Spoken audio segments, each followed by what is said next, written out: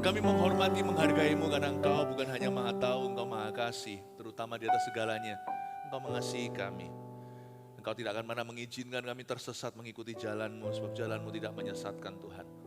Sekalipun kami tidak tahu dan Maha Tahu, tapi kami percaya kepada-Mu untuk perkara-perkara yang kami tidak ketahui. Untuk perkara-perkara yang kami ketahui, ajari kepada kami a sense of responsibility atau perasaan tanggung jawab dengan setiap perintah dan firman-Mu.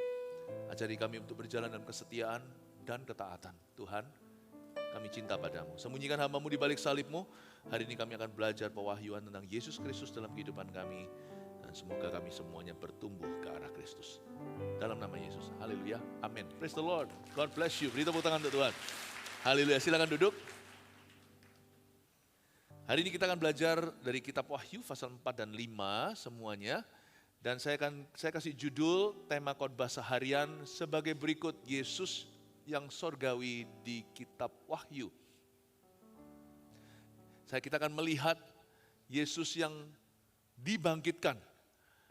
Apa aplikasinya dalam kehidupan kita? Sekalipun banyak pewahyuan tentang siapa Yesus itu sebenarnya setelah Yesus dibangkitkan, justru banyak sekali hal-hal yang aplikatif dalam kehidupan kita. Kitab Wahyu itu jangan dijauhi. Kitab Wahyu itu sangat dahsyat sekali. Tapi memang perlu seorang pengajar yang bisa mengajarkan secara sound atau secara jelas supaya Anda bisa dapat benefit dari setiap buku di dalam Alkitab. Beri judul, Yesus di sorga tahu segala sesuatu untuk ibadah yang satu ini. Kita sekarang di Wahyu pasal 5 ayat 1 sampai 7, saya bacakan dulu, nanti ayat per ayat saya jabarkan. Ini tentang kitab yang dimeterai dan anak domba Allah. Maka aku melihat di tangan kanan Dia yang duduk di atas tahta itu sebuah gulungan kitab yang ditulisi sebelah dalam dan sebelah luarnya dan dimeterai dengan 7 meterai. Dan aku melihat seorang malaikat yang gagah, yang berseru dengan suara nyaring katanya, siapakah yang layak membuka gulungan kitab itu dan membuka meterai-meterainya? Tapi tidak ada seorang pun yang di sorga atau yang di bumi atau yang di bawah bumi yang dapat membuka gulungan kitab itu atau yang dapat melihat sebelah dalamnya. Maka menangislah aku dengan amat sedihnya karena tidak ada seorang pun yang dianggap layak untuk membuka gulungan kitab itu ataupun melihat sebelah dalamnya. Lalu berkatalah seorang dari tua-tua itu kepadaku, jangan engkau menangis, sesungguhnya singa dari suku Yehuda, yaitu Tunas Daud, telah menang. Sehingga ia dapat membuka gulungan kitab itu dan membuka ketujuh meterainya. Maka aku melihat di tengah-tengah tahta dan keempat makhluk itu, dan di tengah-tengah tua-tua itu berdiri seekor anak domba, seperti telah disembelih, bertanduk 7 dan bermata 7, itulah ketujuh roh Allah yang diutus ke seluruh bumi. Lalu datanglah anak domba itu dan menerima gulungan kitab itu dari tangan Dia yang duduk di atas tahta itu, berhenti di situ. Aduh, katanya nggak susah, Pastor Philip. Susah banget. Ini ngomong soal apa? Saya nggak ngerti sama sekali. Ya, saya ajari pelan-pelan ya, simple. Saya berdoa supaya hari ini Anda dibangun di atas dasar kebenaran. Yesus di sorga tahu segala sesuatu. Saya mau bicara kepada Anda tentang kemahatauan Tuhan. That He is omniscient, Dia tahu segala sesuatu. Yesus setelah dibangkitkan, Dia sudah dimuliakan. Dia bukan lagi sekedar Yesus yang pernah lahir di palungan. Sekarang Yesus yang pernah meninggalkan keilahiannya menjadi sama seperti manusia, sekalipun sebagai statusnya manusia, Dia tetap adalah anak Allah. Dia tetap adalah Allah pencipta alam semesta. Tapi ketika Dia dibangkitkan, telah menang atas dosa-dosa kita, semua keilahian itu sepenuhnya kembali. Fully, dalam segala kapasitasnya. Yesus bukan cuti sebagai ilahi, tapi Yesus harus jadi sama seperti kita, nggak boleh main curang. Tidak ada KKN dalam penebusan. Supaya Dia bisa mengerti sebagai Mesias kita, ketika kita lelah, ketika kita lapar, ketika kita digoda. Tapi hari ini Yesus tidak hanya itu. Yohanes muridnya yang sangat-sangat dekat sama Dia. Ini murid yang paling familiar sama Tuhan. Waktu dia umur 30, 20-an sekian, Yesus umur 33, Yesus mati, bangkit, naik ke sorga. 60 tahun kemudian dia baru melihat Tuhan secara fisik ketika penglihatan itu diberikan, dia naik ke sorga, rohnya di Pulau Patmos. Dia melihat Yesus guru itu. Sama, suaranya tetap sama, sifatnya apalagi. Tapi segala sesuatu berbeda tentang dirinya. Yesus sama dahulu sekarang selama-lamanya. Tapi jangan mikir terus Yesus itu selalu pakai jubah di palungan. He's our glorious, resurrected Savior. Dia juru selamat kita yang sudah bangkit, udah dimuliakan. Dan dia sudah tidak berada di dalam kelemahan tubuh manusia. Yesus ini ajaib. Dan di sorga dia tahu segala sesuatu. Dia tahu segala-galanya. Nah sekarang kita melihat bagaimana hubungan kita dengan Tuhan. Ayat 1, maka aku melihat di tangan kanan dia yang duduk di atas tahta itu sebuah gulungan kitab. Yohanes itu di sorga rohnya melihat bahwa di sorga itu dia melihat di tangan kanan dia, D huruf besar itu Tuhan. Yang duduk di atas tahta itu dia melihat di tangan kanan Allah, dia di sana. Yang duduk di atas tahta itu sebuah gulungan kitab. Katakan tahta. Katakan gulungan kitab. Lalu gulungan kitab itu ditulisi sebelah dalam dan sebelah luarnya dan dimeterai dengan 7 meterai. Ini gulungan kitab ada pada tahta. Kita pelajari sesuatu bahwa di sorga ada tahta. Jangan coba imajinasi, apapun yang kau bayangkan tak akan mirip dengan aslinya. Yang Yohanes lihat terlalu supranatural, dia coba jelaskan dalam bahasa manusia dan diterjemahkan alih bahasa ke segala bahasa di dunia. Sulit untuk kita bayangkan, kitab Wahyu bukan untuk digambarkan, tapi untuk dijabarkan. Tapi yang pasti sorga jelas-jelas dituliskan di sini di kitab Wahyu, di sana ada tahta. Nah pada waktu kita itu sujud di bumi, menyembah Tuhan, sekalipun kita nggak seperti Yohanes di pasal 4 tadi, naiklah kemari, rohnya itu ngalami trans, ngalami liputan ilahi, naungan ilahi. Kita nggak mengalami pengalaman supranatural, pengalaman kita sangat alami. Tapi sama signifikannya ketika kita itu berdoa di dalam nama Yesus, ketika kita buka Alkitab di depan kita dengan hati haus bukan untuk menggurui Tuhan. Hati kita dibawa ke tahta. Dan itulah resepinya untuk kita masuk ke rencana Allah. It's always like this, from the throne of God to the scroll of God. Ikuti saya ya. Tahta Allah selalu memimpin, selalu menuntun kita ke gulungan kitabnya. God's throne always leads to God's plan. Jangan minta rencana Tuhan digenapi di hidupmu atau diwahyukan sebelum Anda setor muka, setor lutut ke hadapan tahta. Di sana Tuhan taruh berkat-berkat kita. Apapun yang Tuhan bangun bersama dengan Anda selalu dimulai dengan bahasa Ibraninya versi Surabaya, dengkul. Selalu mulai dengan itu, you suka atau tidak. Doa adalah permulaan tahu sesuatu. Meskipun kita nggak bisa maha tahu, orang doa tidak ada garansi dia akan tahu segalanya. Tapi orang yang berdoa pasti akan dituntun pada rencana Allah. Tidak berarti asal doa ya, asal doa-doa yang sifatnya hanyalah bacaan juga percuma, tapi doa dengan segenap hati, segenap jiwa. Sebab tahta itu selalu menuntun kita kepada gulungan kitabnya. Yang saya maksudkan gulungan kitab di sini bukan kitab kehidupan, yang itu sudah lewat. Itu tinggal digenapi nanti waktu kita mati. Tapi di firman Tuhan perjanjian lama dituliskan bahwa Tuhan punya kitab-kitab yang lain, seperti di kitab Daniel juga ada dicetuskan. Bahwa di kitab Mazmur juga dituliskan, sebelum hari kita ada, kitab-kitab hidup kita itu sudah ada semua, sehari-hari sudah ada pada Tuhan. Memang hal ini tidak masuk akal. Di Mazmur dikatakan doa kepada Allah yang Maha Tahu. Ketika aku coba renungkan, pewahyuan itu terlalu besar. Aku dungu seperti hewan, tapi aku tetap di dekatmu. Ketika aku mencoba memikirkan kemahatauanmu, aku tidak bisa tahu. Kita tidak usah imajinasi, tapi Allah memang Maha Tahu. Jangan bingungkan antara Calvinis dengan Armenian. Apakah Tuhan itu kalau menakdirkan orang ya sudah dia pasti akan kejadian? Atau ada juga yang namanya pilihan bebas manusia? Jangan bingunglah. Kalau pada kuasa Allah kita harus percaya bahwa Allah itu yang daulat, dia sudah tahu hari-hari kita. Tapi pada manusia yang menjalani hidup ini, jangan lemparkan kunci kepada yang Maha Kuasa.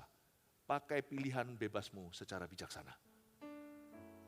Sekalipun Tuhan bisa bekerja sama dalam segala perkara mendatangkan yang baik, segala perkara berarti perkara yang baik maupun yang tidak baik. Tapi kalau saya dipilih buat pilihan, saya mau jadi orang baik atau orang jahat, saya pilih jadi orang baik karena saya berhutang budi sama Tuhan. Jangan bingunglah soal perdebatan ini. Kalau Tuhan sudah tahu, kenapa aku harus berusaha? Nggak usah investigasi Tuhan. Jangan coba investigasi kemahatauannya. Cukup Anda responsibel dengan apa yang Anda tahu. Serahkan bagian Tuhan untuk Tuhan. Bagian Tuhan misteri bagi dirimu dan diriku. Bagianmu adalah apa yang kau tahu. Mencuri atau tidak mencuri, pilihlah jangan mencuri. Berzina atau tidak, sekalipun Tuhan bisa pulihkan keluarga yang dilanda zina, jangan sakiti secara sengaja. Tangkap ini ya Bapak Ibu Saudara. Saya coba untuk menjelaskan kemahatauan Tuhan dan pengetahuan kita. Sebenarnya tidak konflik ini. Jangan coba-coba jadi Allah. Cukup Anda jadi manusia yang responsibel di hadapan Tuhan. Tapi ketika kita mengalami sesuatu, misalnya berkat yang luar biasa atau kepercayaan, beranikah di antara kita berkata, aku merencanakan ini? Nggak ada. Kalau kita sungguh-sungguh mau jujur sama diri sendiri, semua yang hari ini kita miliki yang dapat disebut sebagai berkat Tuhan. Beranikah Anda berkata bahwa Anda mengusahakannya? Bukankah itu semua adalah anugerah? Karena itu takutlah akan Allah yang pegang kunci kehidupan dan kunci kematian. Tugas kita cuma satu, untuk menggabungkan pengetahuan kita dan kemahatauan Allah. Apa yang kita tidak tahu dan apa yang Allah tahu. Cukuplah selesaikan semua debat itu dengan berlutut di tatanya dan mencari wajahnya. Waktu saya berlutut di hadapan tata itu, saya tahu tak lama lagi Tuhan akan tuntun saya ke gulungan kitabnya. The plan of God will unfold. The only way, the only key, satu-satunya kunci untuk bisa membuka rencana Allah atas kehidupan anak-anakku adalah satu, orang tuanya berdoa dulu jadi imamat bagi mereka. Dua, nggak cukup karena bukan saya yang menjalani hidup mereka. Mereka sendiri harus memutuskan untuk ikut Tuhan. Biasanya kedua hal ini berkesinambungan. Siapa berdoa bagi anaknya pasti terbeban untuk bicara sesuatu ke anaknya dari perspektif Tuhan Yesus. Orang yang berdoa bagi putra-putrinya akan diberi kepekaan kapan waktu-waktu yang paling teachable untuk ngomong sama mereka. Karena orang yang berdoa tidak jadi tumpul, orang yang berdoa jadi peka. Kalau kita berdoa itu, gulungan kita pertama yang dibuka adalah peranmu dan peranku. Sebelum Tuhan mengubah situasi di sekeliling kita, Tuhan mengubah kita dulu. Yang diubah oleh Tuhan saat kita berdoa adalah pendoanya. Bukan apa yang dia doakan. Karena saya berdoa untuk anak-anak saya jadi tahu kapan waktu yang tepat.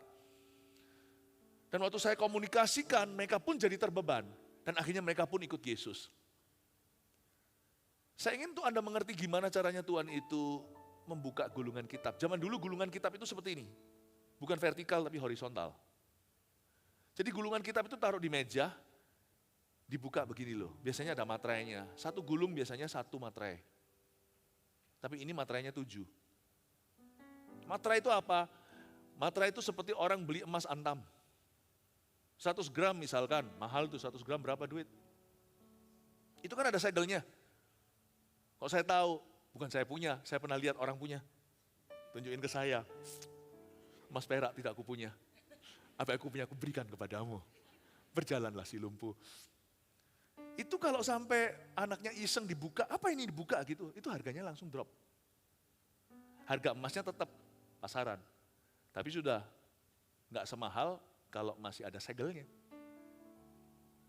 You know ada hal-hal tertentu yang Tuhan sembunyikan dari dirimu sampai Anda mencari wajahnya. Ada hal-hal tertentu yang Tuhan sembunyikan sampai Anda jaga kekudusan.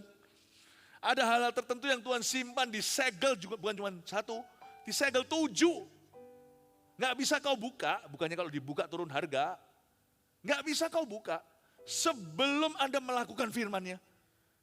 Ada perkara tertentu, mujizat tertentu yang nggak akan pernah terjadi sebelum Anda melangkah.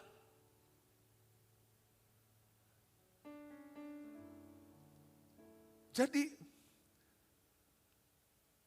kalau kita misalnya doa untuk anak-anak kita doa untuk mereka, kita pun akan diberi kepekaan. Be ready when you pray, that the first person He will change is you. Jangan berdoa untuk sesuatu jikalau Anda tidak mau, tidak bersedia menjadi bagian daripada solusi untuk apa yang Anda doakan. Jangan berdoa untuk apa-apa jikalau Anda tidak rela menjadi bagian dari penggenapan. Meskipun nanti doa itu nggak akan digenapi lewat dirimu, kalau gitu namanya usaha manusia. Doa itu nanti sebagian besar digenapi itu di luar dirimu. Di luar Anda, sehingga Anda bisa berkata ini campur tangan Allah. Tapi doa itu, step 1, 2, 3-nya itu selalu melibatkan engkau dan aku yang mendoakannya. Always. Tuhan itu selalu memilih ABC itu untuk anak-anaknya yang sembahyang, yang berdoa. D, E, F sampai Z-nya nanti Tuhan akan pakai malaikat-malaikat. Nggak tentu malaikat beneran, Tuhan bisa kirim orang. Tuhan bisa adakan sesuatu, izinkan kejadian. Tuhan bisa bicara lewat keadaan. But when you pray, you need to give your heart and your life to Jesus as you pray. Karena Tuhan kemungkinan besar, hampir selalu, langkah 1, 2, 3, 1, 2, 3, E or Son, Jiro lu. ABC-nya selalu melibatkan kau dan aku. Itu sudah wataknya Yesus, percayalah saya. 7 materai dibuka, 3 materai itu ada namamu di sana. Jesus and your first name, selalu ada di situ, dia akan bekerja sama. Materai ke-4 sampai 7 itu nanti cara Tuhan buka, itu nanti lewat cara-cara yang tidak kau duga. Doaku dijawab Tuhan dengan cara yang ajaib. Bahkan ada ayatnya juga di Mazmur. Dia menunjukkan jawabannya secara ajaib pada waktu aku kesesakan. Dalam kesesakan dia menjawab aku secara ajaib. Kata ajaib itu beyond me. Karena itu nggak pernah namanya teori ini salah sekali, ini mitos. Coba saya patahkan. Orang yang berkata titip doa. Doanya akan menjadi RSVP sampai Anda sendiri issue tiketmu. Anda tidak terbang karena doa itu non-transferable. Doa itu nggak bisa ditransfer.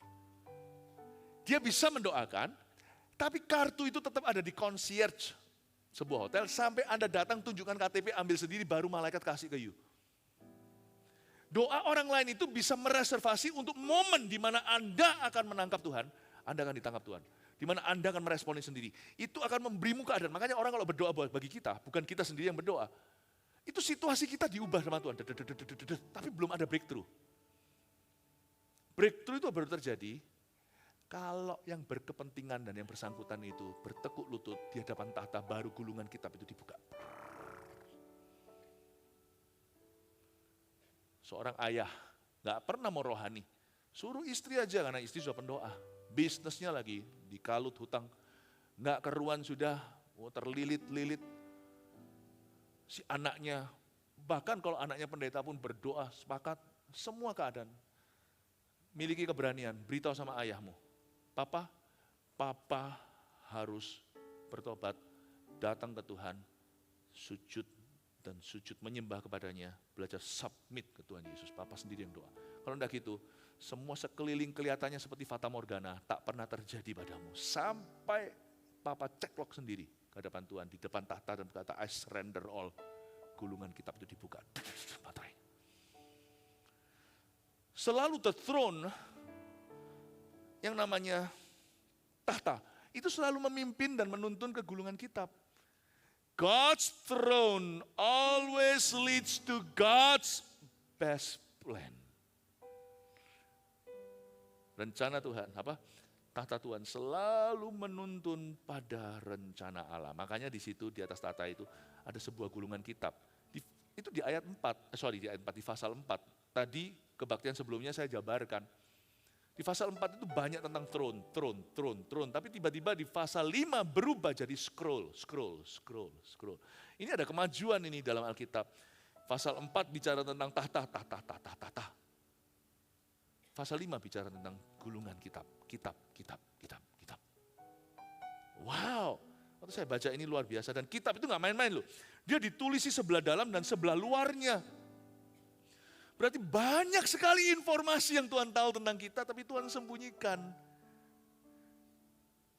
This is an unusual scroll. Biasanya scroll, gulungan kitab, mereka bisa dari kertas papirus, kulit, zaman dulu.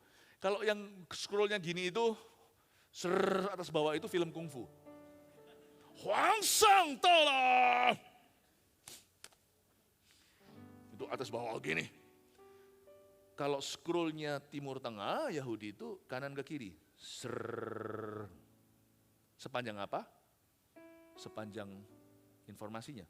Ini bukan hanya panjang yang namanya gulungan kitab, tetapi luar dalamnya ada tulisan. Biasanya dalamnya, luarnya nggak ada tulisan.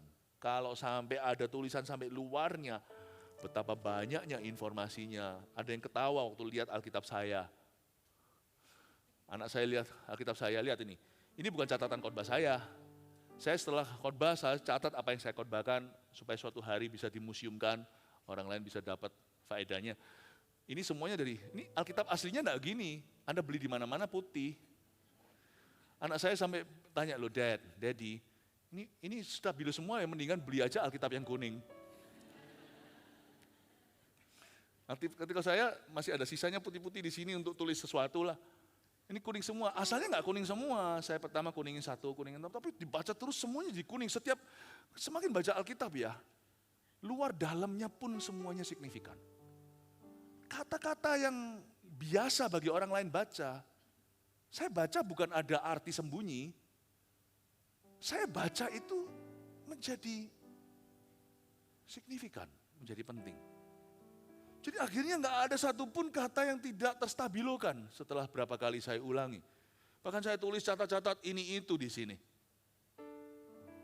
Tapi kalau sampai Alkitab saya sudah bolak-balik ribuan kali, saya belum hidup sepanjang itu, mungkin ratusan kali. Kalau sampai di depannya ini saya tulisin.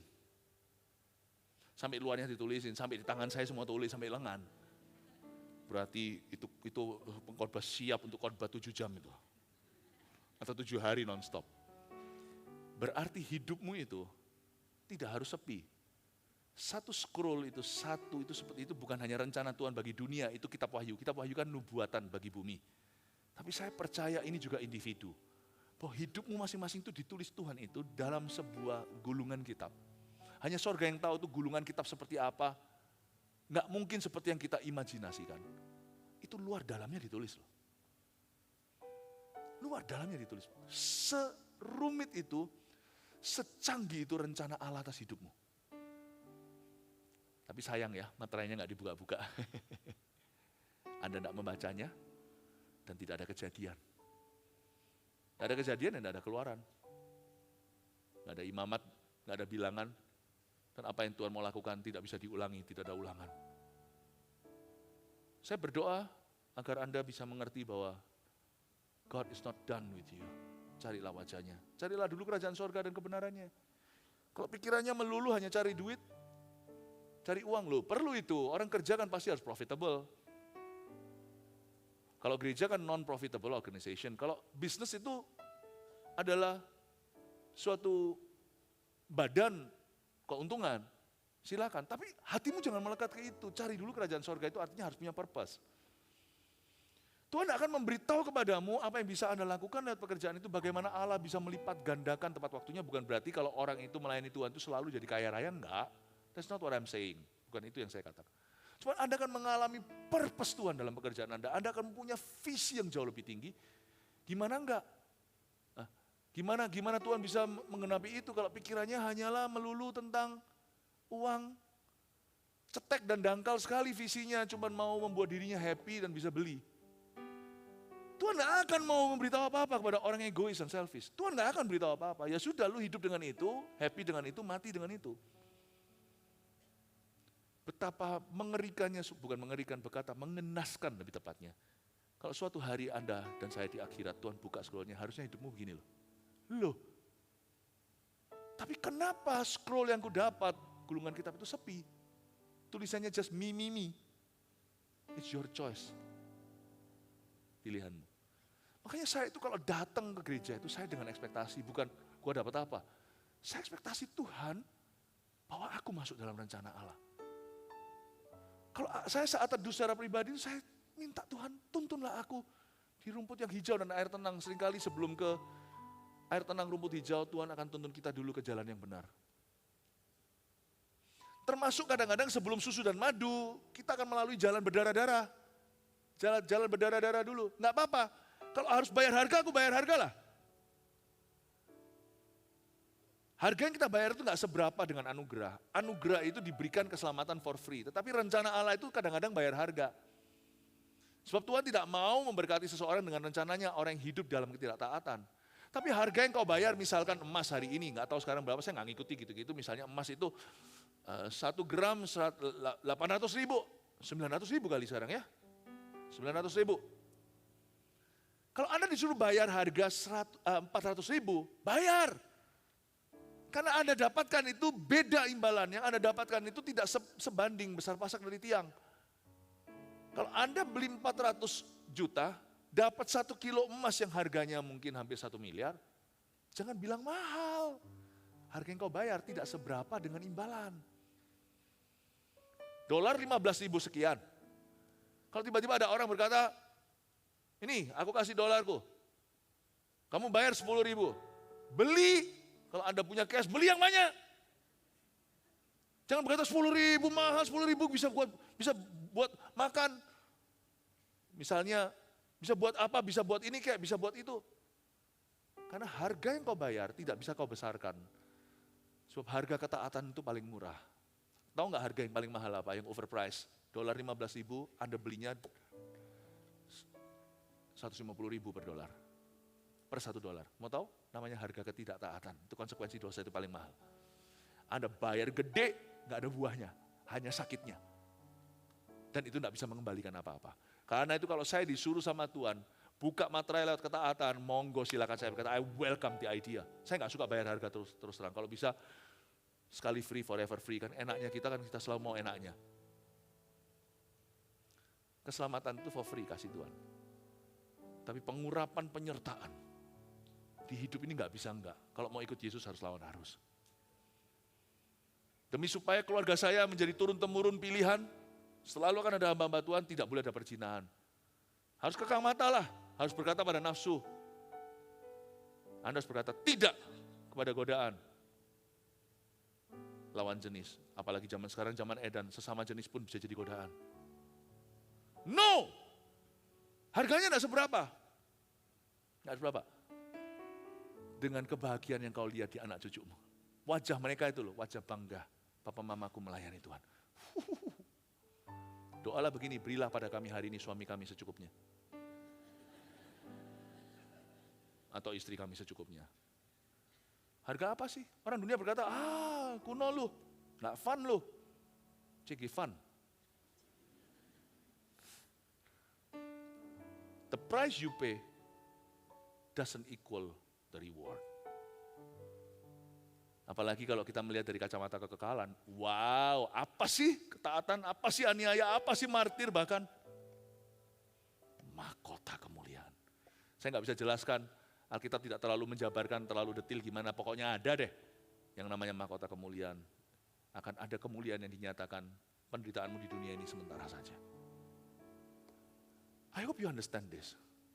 Respect God's throne, tempat engkau mencari Yesus. Tempat engkau taat, respect it. Because that leads to His scroll. Hormati itu karena itu menuntunmu kepada gulungan kitab yang ditulisi sebelah dalam dan luarnya. Di materai 7 materai lagi. Anda diberkati? Puji Tuhan ya, tadi kebaktian 1 saya hanya berhasil bahas 1 ayat. Puji Tuhan, kita bisa wisuda ayat 1, kita ke ayat 2 ya. Bukan bertele-tele, tetapi kalau kita selidiki betul-betul setiap ayat ini, saya bisa kebaktian ini aja 1 ayat aja saya bisa teruskan, tapi saya rasa saya mendingan move on. Kalau enggak gitu nanti hari ini masing-masing kebaktian cuma 1 ayat, kasihan. Ayat 2, dan aku melihat seorang malaikat yang gagah, yang berseru dengan suara nyaring katanya, Siapakah yang layak membuka gulungan kitab itu dan membuka meterai-meterainya? Ada seorang malaikat, tidak disebut nama. Ibadah nanti saya baru jelaskan dunia malaikat karena itu aplikatif dalam hidup kita. Saya nggak suka menyelidiki firman demi penasaran. Saya suka menyelidiki firman demi kebenaran. Aku melihat seorang malaikat yang gagah, entah dia siapa. Gabriel kek, Mikael, saya nggak tahu. Alkitab nggak ngomong, jangan terlalu kreatif. Aku melihat seorang malaikat yang gagah. Dia berseru dengan suara nyaring seperti orang putus asa. Help, help, SOS, SOS, 911. Itu malaikat sedih. Pernah lihat malaikat frustrasi? Nanti aja tanya sama teman-teman di luar sana. Hari ini saya belajar malaikat frustrasi. Mana ada ayatnya? Ada, Wahyu 5 ayat 2. Frustrasi itu malaikat. Siapa yang layak membuka gulungan kitab ini dan membuka materainya? Angels don't know a lot. Angels are God's yes men. Angel itu adalah yes man-nya Tuhan, malaikat. Mereka tidak tahu banyak, makanya itu nggak usahlah cari-cari malaikat lah. Anda cari-cari malaikat nanti ketemunya malaikat yang jatuh. Sebab malaikat Tuhan yang asli semua bekerja, nggak ada yang mau Anda cari, itu nggak ada. Orang yang cari-cari malaikat, cari masalah. Karena itu jadi orang Kristen nggak usah ngeroh. Yang penting penuh Roh Kudus dan penuh buah roh. Dan penuh karunia roh, membantu orang lain. Tapi setelah itu mendarat, setelah berkarunia, so what? Gak usah berjalannya seperti bahasa Pastor Puji, gak usah jalannya ngawang setelah itu. Jadi orang Kristen gak usah ngeroh. Gak usah ngeroh. Yang penting melakukan firman. Tapi ingat satu hal, jangan berkanjang pada malaikat. Dan aku melihat seorang malaikat yang gagah, segagah-gagah malaikat ini pun kayak anak kecil, nangis, frustrasi, gak ditulis nangis sih. Tapi dia frustrasi, siapa yang layak buka gulungan kitab ini? Even the best and the mightiest of angels, malaikat yang terkuat pun tidak berhak buka apa-apa. Tidak berhak. Karena itu jangan cari-cari malaikat. Cari aja yang punya. Anda cari malaikat nanti malah justru ketemu alamat yang salah. Karena yang suka cari-cari alias caper, cari perhatian itu bukan malaikat Tuhan, tapi malaikat yang jatuh. Wah, kalau itu suka cari perhatian. Pernah lihat orang kesurupan? Wow, jadi perhatian satu gedung. Pernah sekali ada satu orang kesurupan, tengking gak keluar-keluar, Tuhan kasih saya hikmat. Bawa ke tenda belakang. Di depan semua orang, dia tambah gengsi. Setelah di ruang belakang saya datang, saya berkata, oke, dia langsung ketakutan, diam. Saya tanya langsung diam, keluar dalam nama Yesus, langsung out. Malaikat yang caper itu malah justru yang suka perhatian. Jadi kalau Anda cari-cari malaikat malah nanti ketemunya bukan Tuhan. Malah ketemunya, setan. Enggak kaget ya? Ayat 3. Tetapi tidak ada seorang pun yang di sorga atau yang di bumi atau yang di bawah bumi yang dapat membuka gulungan kitab itu atau yang dapat melihat sebelah dalamnya. Manusia kan suka diramal. Siapa nggak suka diguamnya? Wah suka, apalagi kalau kita dengarkan apa yang kita suka-suka, senang-senang. Wah horoskopnya apa? Hari ini aku akan ketemu nggak sama si dia yang bujangan? Wah aku Libra. Aku Libra, kamu apa? Ya. Wah sionya apa? Saya sio macan, sio apa? Saya siomay. Dari tadi dikasih makan siomay di belakang. Wah. Orang kan suka kan? Tak buka ya sama Anda ya ayat Alkitab. Sebuah kebodohan, cari ramalan, mencari apa yang boleh terjadi di hidupmu akan terjadi, apa yang bisa terjadi, mencari potensi di luar Tuhan adalah sebuah kebodohan. Karena Alkitab jelas mengatakan malaikat tak tahu, tak ada seorang pun di bumi, langit, di bawah bumi tahu. Tapi tidak ada seorang pun yang di sorga ya, tak ada seorang pun, kecuali nanti Anda akan lihat di bawah anak domba Allah. Tak ada seorang pun yang di sorga atau yang di bumi ya. Siapa di sini hidup di bumi angkat tangan? Wah, puji Tuhan, enggak ngawang. Siapapun enggak tahu. Pendeta pun tidak tahu, hanya bisa mengarahkan mata ke Yesus. Jikalaupun meskipun ada yang namanya karunia nubuatan, dia tidak menjadi karunia maha tahu. Nubuatan yang responsibel selalu dimulai dengan sebuah perintah Tuhan dulu dan diakhiri dengan sebuah perintah. Nubuatan itu bumbu di tengah di mana Tuhan itu memberitahu kepada seseorang seolah-olah Tuhan ngomong begini dalam marifat. I know where you are. Tujuan nubuatan bukan membuat kita tahu, tapi membuat kita bersandar pada Tuhan. Nubuatan itu pun sebuah cuilan dari kemahatauan. Tapi tujuannya bukan membuat orang jadi tahu, tapi membuat orang jadi taat. Karena itu orang kalau dapat nubuatan, lalu dia kecanduan nubuatan, itu yang memberikan nubuatan dan menerima nubuatan salah sama-sama. Karena nubuatan itu bukan sebuah candu. Nubuatan itu sebuah rangsangan. Bahwa Tuhan tahu di kilometer berapa Anda berada. Belajarlah percaya sama Dia hari ke depan. Nangkep ini ya, saya percaya karunia nubuatan. Saya nggak bisa jelaskan bahwa kadang-kadang Tuhan memberi saya nubuatan sesuatu yang saya nggak tahu. Bukan hanya di saat teduh bersama atau pada waktu KKR atau apa. Tapi dalam leadership saya. Ketika dibutuhkan dan Tuhan memberi karunia bukan saya hebat, tapi karena orang itu memerlukan. Dan karena saya available bagi Tuhan, Tuhan memakai saya. Dan saya memberitahu sesuatu yang orang itu sendiri pun akhirnya geleng-geleng kepala berkata kok bisa tahu. Bahkan saya memberitahu sesuatu yang bukan soal pengetahuan hari ini, tapi ke depan, waktu terjadi minggu depan atau bulan depan, tahun depan, dia berkata, wow aku sudah diperingatkan waktu itu lewat Pastor Philip. Dan tuntunan saya bukan begini loh, nanti ke depan Tuhan sertai, kadang-kadang spesifik, saya itu spesifik. Sampai nominal kejadian, sampai hal-hal yang sifatnya spesifik, nama dan sebagainya, saya nggak tahu sama sekali. Mana saya tahu, saya ini pendeta, mana tahu company orang lain. Dan kalau itu terjadi, orang itu anehnya, ya orang yang saya didik, yang saya muridkan, saya layani, tidak kecanduan sama saya kok. Ya puji Tuhan, berarti saya memberikannya dengan cara yang semoga tepat, dan dia menerimanya dengan tepat. Purpose nubuatan bukan di situ. Karena Alkitab pada dasarnya ini sudah diskakmat bahwa seorang pun di bumi tidak ada yang tahu. Tapi waktu kita sama-sama ketata, Tuhan akan beritahu. Nah itulah anehnya. Radarnya Tuhan itu di kehidupan doa. Radarnya Tuhan itu di sini. Alkitab, kuno. Saya belajar aja pakar, ini penelitian, iya boleh silakan. Tapi itu sesudah iman. Iman dulu, itu nanti akan menjadi salah satu bagian daripada saran Tuhan. Jangan pernah remehkan baca Alkitab. Karena di dalam inilah, waktu Anda haus lapar, di situ Allah akan berbicara. Tidak ada seorang pun yang tahu di sorga, di bumi, atau yang di bawah bumi juga sama.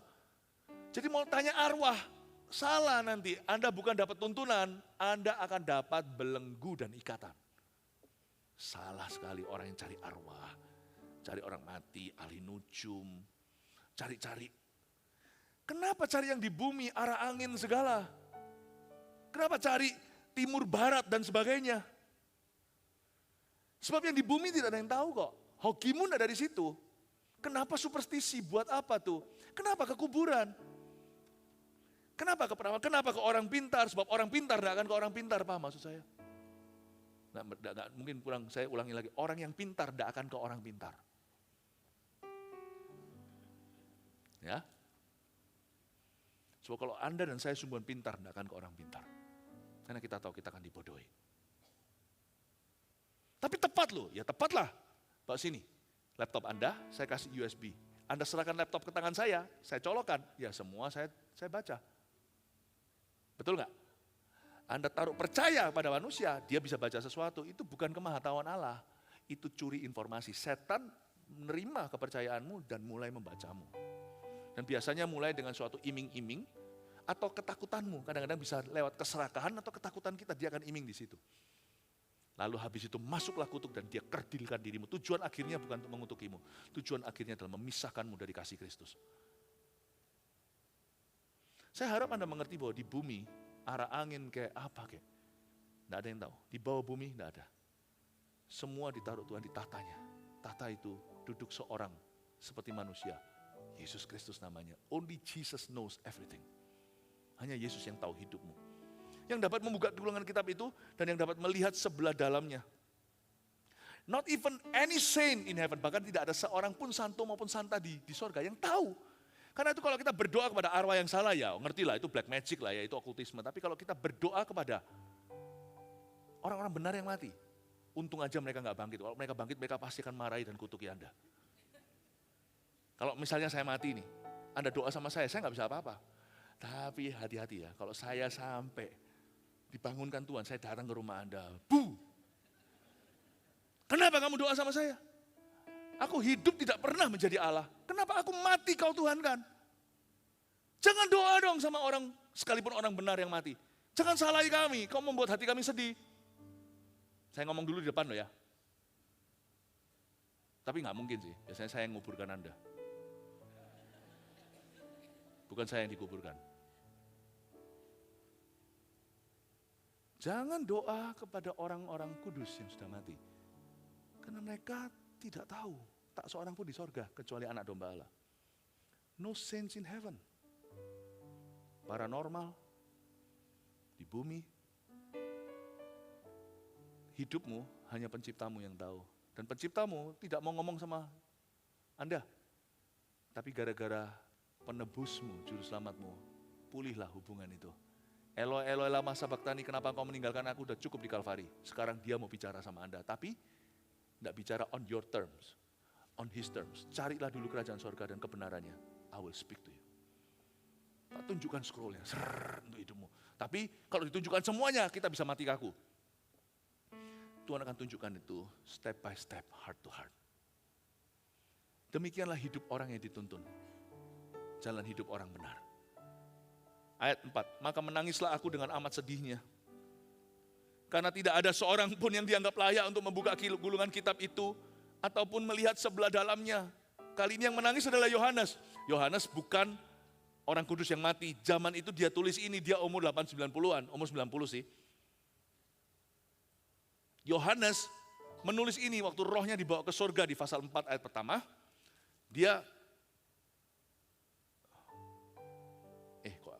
Pasal pertama. Dia menulis ini. Yohanes pun sebagai rasul kasih dan dia seorang rasul yang sejati. Dia tetap menangis dan berkata, tidak seorang pun dianggap layak untuk membuka gulungan kitab ini atau melihat sebelah dalamnya. Kita ini beruntung, sekalipun kita tidak maha tahu. Sekalipun kita sudah kenal Tuhan pun kita tidak tahu segala sesuatu. Tapi kabar baiknya, Jesus knows everything. Yesus tahu segalanya. Yesus di sorga tahu segala sesuatu. Dia tahu segala-galanya. Karena itu siapa yang tahu Yesus, yang kenal Yesus, tahu segala sesuatu. Sekalipun kita tidak tahu segalanya. Saya ulang. Karena Yesus tahu segala sesuatu. Kita yang kenal Yesus tahu segalanya. Meskipun kita tidak tahu segala sesuatu. Knowing Jesus, those who know Jesus know everything. Don't worry about knowing everything. Don't worry about knowing all things. Siapa yang kenal Yesus, dia tahu segala sesuatu. So don't worry, jangan takutlah. Pengenalan akan Allah melampaui pengetahuan. Anak saya itu belajar percaya. Misalnya waktu dari kecil hubungan kami sangat baik. Ini baru hubungan manusia, apalagi sama hubungan kita sama Bapa di sorga. Manusia aja bisa salah, kalau Bapa nggak bisa salah. Saya pergi misalnya ajak anak-anak liburan.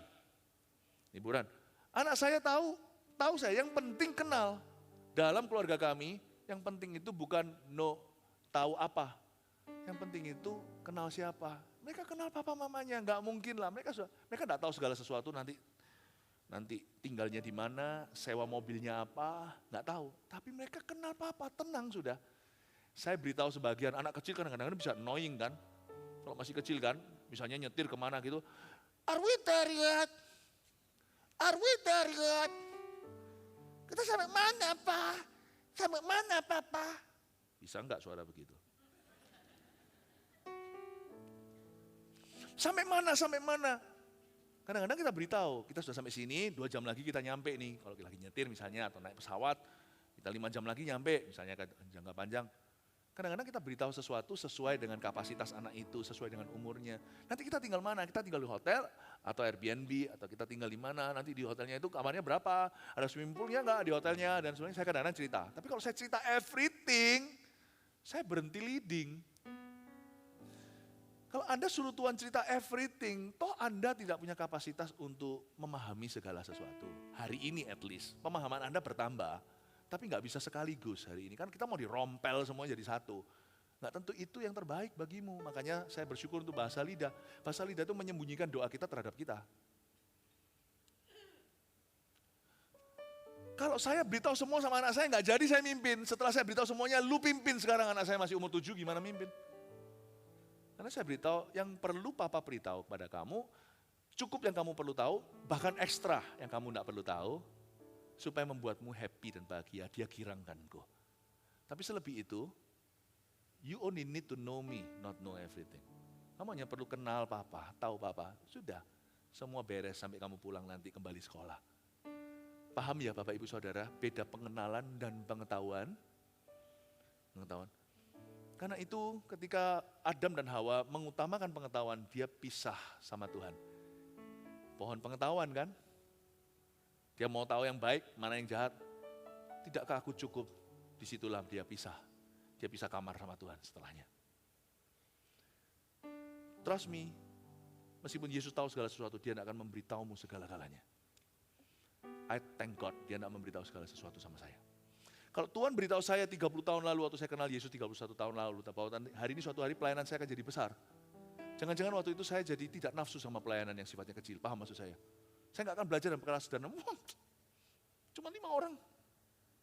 Kalau Tuhan sudah beritahu saya nanti saya berdiri di depan 5.000, 5 orang saya nggak nafsu.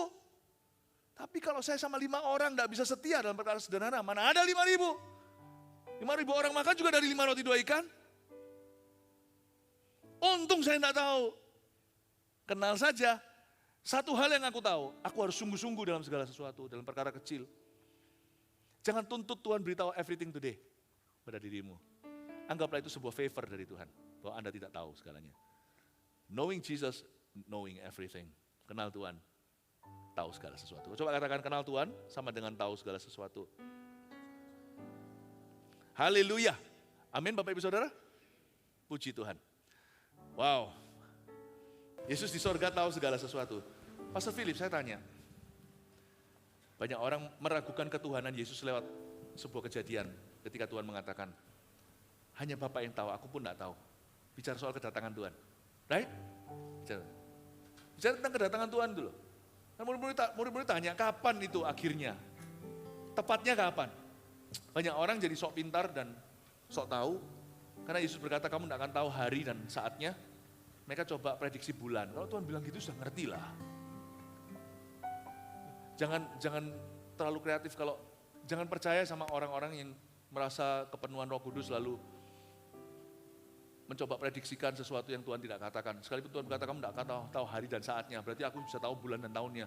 Itu orang kan yang cuma main bersilat kata. Kalau hari ini ada anak saya mau main PlayStation contohnya, tapi ini nggak liburan lagi sekolah. Anak saya berkata, Dad boleh nggak main, hari ini main, misalnya saya bilang, enggak, ini bukan saatnya.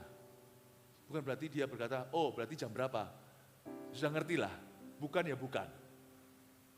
Banyak orang, jadi jangan percaya orang yang merasa penuh dengan Roh Kudus bisa memprediksikan. Karena Roh Kudus memenuhi seseorang tidak membuat orang itu jadi lebih pangkat dari Yesus, tapi membuat orang itu jadi tunduk sama Yesus. Kok bisa lebih pangkat dari Yesus? Yesus saja berkata, aku tidak tahu. Nah sekarang pertanyaannya, kok Yesus adalah Tuhan? Sedangkan dia tidak tahu. Dia bilang hanya Bapa yang tahu. Misalnya suatu saat, anak saya pernah sekali membuat suatu tes online. Saya tahu jawabannya. Kebetulan pada waktu itu anak saya tes online karena lagi pergi, diizinkan. Tes online-nya itu Alkitab, karena sekolah Kristen kan. Masa bapaknya nggak tahu Alkitab? Waktu di sana di depan laptopnya, Dad ini apa? Nggak tahu. Pertanyaannya, saya nggak tahu atau saya tahu? Atau saya sengaja tidak beritahu? Karena saya menaruh diri posisi saya, di posisi bukan seorang yang main curang. Saya menaruh posisi saya di posisi untuk mendukung studi anakku. Yesus berada di posisi daging sebagai manusia, mendukung semua pengikutnya, jangan sok tahu.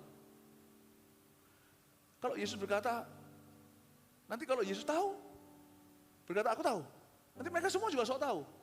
Aku rasa loh ya, apalagi Yohanes nanti, aku pernah dekat ke dadanya Tuhan. Kok bunyinya September. Yesus berkata, aku enggak tahu, kalau aku aja, kalau saya ngomong sama anak saya, papa aja, makan aja, ambilin orang dulu ngantri, papa aja, ikut konferensi, saya daftar sebagai pembicaranya, contohnya. Kalau saya bilang papa aja, berarti saya taruh diri saya sebagai contoh dan teladan. Lu jangan macam-macam. Kalau papamu aja bayar, paham. Kalau Tuhan berkata, aku enggak tahu, dengan kata lain Tuhan berkata, lu jangan sok tahu. Tuhan mau skakmat kesesatan yang bisa terjadi. Yang sekarang bodohnya masih terjadi terus di dunia ini. Dan ada aja orang yang gullible yang bisa dibohongi. Aneh tuh. Jangan percaya. Kita hanya bisa waspada hidup tiap hari, seolah-olah hari terakhir kita. Dan Tuhan pada waktu itu mendukung murid-muridnya. Dia posisinya sebagai Mesias mereka.